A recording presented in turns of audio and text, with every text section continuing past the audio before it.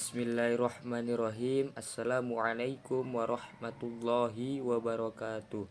Alhamdulillahirabbil alamin wa bihi nasta'in wa ala umuri dunya waddin. Shalatu wassalamu ala asrofil anbiya'i wal mursalin wa ala alihi wa sahbihi ajmain, amma ba'du. Yang saya hormati kepada beliau Bapak Apri Mardiko, Magister Pendidikan selaku dosen pengampu mata kuliah pedagogik. Pertama-tama, marilah kita panjatkan puja dan puji syukur kita kehadirat Allah Subhanahu wa taala yang telah memberikan beribu-ribu rasa nikmatnya, hidayahnya serta inayahnya sehingga saya beserta teman-teman saya masih bisa membuat video presentasi ini. Kedua kalinya, sholawat beriring salam marilah kita panjatkan kepada junjungan kita Nabi Agung Muhammad Shallallahu Alaihi Wasallam yang telah membawa kita dari zaman jahiliyah, zaman kebodohan hingga zaman terang benderang, yakni ad-dinul Islam, dan yang kita harapkan sahabatnya kelak di akhirat nanti. Amin amin ya robbal alamin.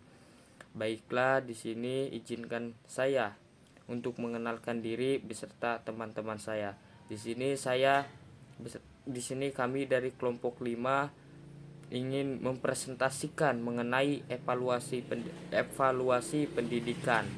Saya sendiri sebagai moderator dengan nama Agus Fuad dengan NPM 178.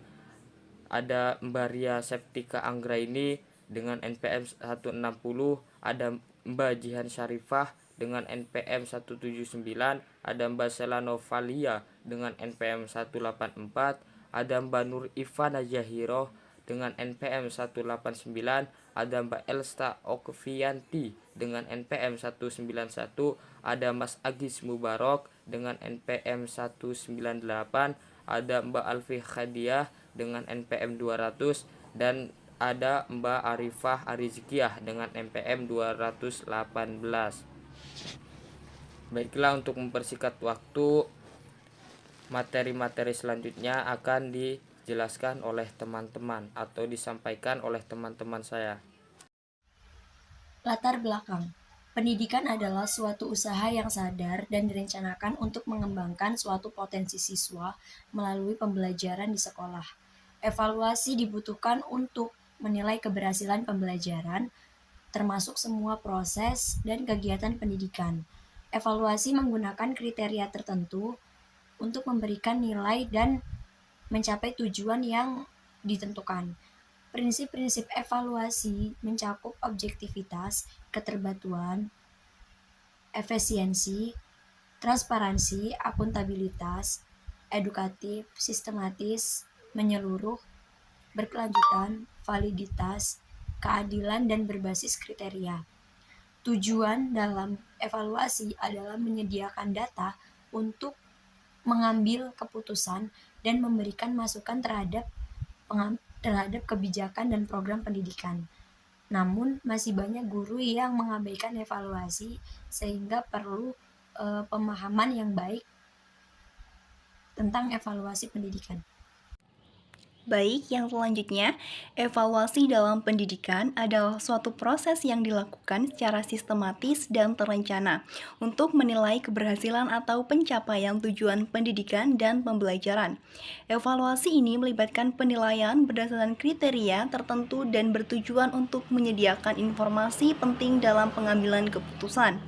Ruang lingkup evaluasi mencakup program pendidikan, pelaksanaan, proses pengajaran, dan hasil pembelajaran, serta diterapkan pada peserta didik, lembaga pendidikan, dan program pendidikan melalui jalur formal dan informal. Baik, selanjutnya yaitu prinsip-prinsip evaluasi. Pada slide ini ada beberapa prinsip dari evaluasi. Yang pertama yaitu adanya kesinambungan. Dalam kesinambungan di sini berarti penilaian harus dilakukan secara terus-menerus sepanjang siswa berada di dalam sekolah. Dan ini juga menjadi bagian integral dari suatu proses belajar mengajar. Yang kedua yaitu adanya kelengkapan. Dalam kelengkapan di sini yaitu untuk mempertimbangkan seluruh aspek kepribadian dan juga perkembangan dari peserta didik tersebut. Yang ketiga yaitu adanya objektivitas. Nah, objektivitas di sini yaitu penilaian harus berdasarkan tujuan pendidikan. Ini untuk mengidentifikasi perilaku siswa yang perlu diubah atau yang dihentikan. Keempat, yaitu adanya pengalaman belajar. Nah, pengalaman belajar ini mengaitkan antara penilaian dengan pemahaman dari siswa tersebut.